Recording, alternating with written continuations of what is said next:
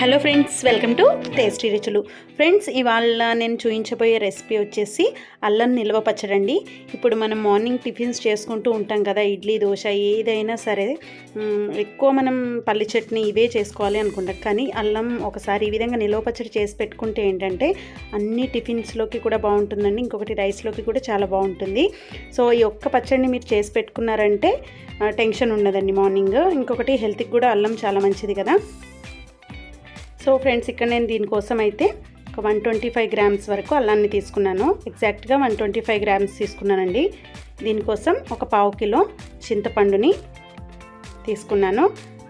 ఈ చింతపండుని బాగా నీళ్ళు మసిలేటట్టు మరిగించండి. ఆ వాటర్ని ఈ చింతపండులో మునిగేంత వరకు చింతపండులో ఆ వాటర్ పోసి ఒక గంట సేపు నానబెట్టుకోవాలి. ఈ విధంగా బాగా నానితే ఏంటంటే చింతపండులో ఉన్న పీసు అదంతా ఉంటుంది కదండి, అవి మళ్ళీ అందులో ఉన్న గింజల్ని కూడా మనం పక్కకి తీసి ఆ గుజ్జును తీసి పక్కకు పెట్టుకోవాలన్నమాట ఒక గంట తర్వాత. సో దీనికోసం ఒక 1/2 kg బెల్లం తురుము సన్నగా తరిగి పెట్టుకోవాలండి. ఏదైతే మనం అల్లాన్ని తీసుకున్నామో ఈ విధంగా చిన్న ముక్కలుగా కట్ చేసి దాన్ని మిక్సీ పట్టాలండి. అదేవిధంగా ఉప్పు, కారం, మెంతులు, వెల్లుల్లి ఇవి ఎన్ని వేయాలో మనం చేసేటప్పుడు తెలుసుకుందాం. ఇప్పుడు మెంతులు ఉన్నాయి కదండి, ఇవి నేను 3 టేబుల్ స్పూన్స్ తీసుకున్నాను అనమాట. వీటిని మెంతుల్ని దోరగా వేయించుకొని ఫైన్ పౌడర్ లాగా చేసి పెట్టుకోవాలి. సో మెంతులు వేగాక మంచి అరోమా అయితే మనకి వస్తుందండి. సో ఈ విధంగా మెంతులు వేగిన తర్వాత వీటిని ఈ విధంగా పౌడర్ చేసుకుని పక్కన పెట్టేసుకోవాలి.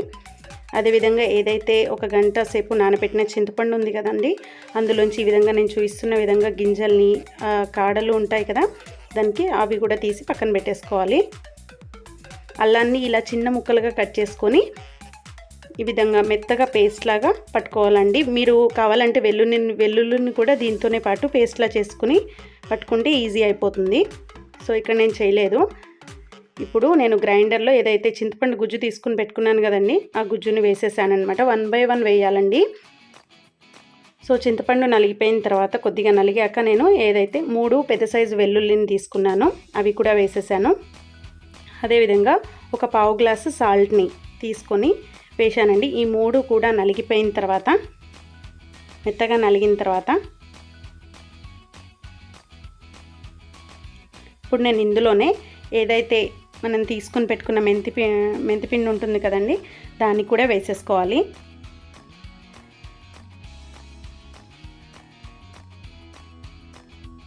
అది కలిసిపోయిన తర్వాత మనం అల్లం పేస్ట్ పట్టుకున్నాం కదండి, సో అల్లం పేస్ట్ని కూడా వేసేసుకున్నాము. ఇక్కడ నేను ఒక 1/2 గ్లాస్ మన వాటర్ గ్లాస్ ఉంటుంది కదా, అంటే 250 ml వాటర్ పట్టే గ్లాసు, దాంట్లో సగం కారాన్ని తీసుకుంటున్నానండి. నేను ఎగ్జాక్ట్గా సగం కారం తీసుకుంటున్నాను. సో మనం 1 by 1 వేస్తూ ఉంటే ఏంటంటే టైట్గా అవుతూ ఉంటుంది. ఇప్పుడు ఏదైతే ఒక 1/2 kg బెల్లం తురుము పెట్టుకున్నాం కదండి, అది కొద్దిగా యాడ్ చేసుకోవాలన్నమాట. ఒకేసారి బెల్లం వేస్తే ఏంటంటే తిరగదు. సో ఈ విధంగా మనం తీస్తూ ఉంటే ఏంటంటే కొంచెం ఫ్రీగా అవుతుంది. మరీ టైట్గా ఉంటే ఏంటంటే మీరు బాగా మరిగించిన నీళ్ళు కొద్దిగా యాడ్ చేసుకుంటే ఏంటంటే ఫ్రీ అయిపోతుందండి. ఇక్కడ నేను కొద్దిగా వాటర్ని అనేది యాడ్ చేశాను. మరిగించిన నీళ్ళు మాత్రమే వేసుకోండి, ఎందుకంటే ఇది నిల్వ పచ్చడి కదా, సో పాడైపోతుంది అనమాట మామూలు వాటర్ వేస్తే ఏంటంటే. సో మనకి ఈ విధంగా కొద్దిగా వాటర్ అనేది వేస్తే ఏంటంటే లూజ్ అయిపోయి కొద్దిగా ఫ్రీగా అనేది మనకి గ్రైండర్ అనేది తిరుగుతుంది. సో చాలా ఈజీ అండి.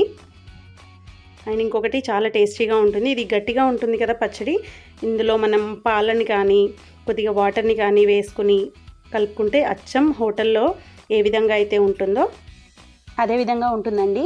అయితే ఇవి టిఫిన్స్లోకి దీన్ని ఎలాంటి పోపు వేసుకొని అవసరం లేదండి. మీరు రైస్లోకి కనుక తినాలి అనుకుంటే కొద్దిగా పోపు వేసుకొని తినండి. సో ఫ్రెండ్స్, ఇదండి మొత్తానికి అల్లం పచ్చడి అయితే రెడీ అయిపోయింది.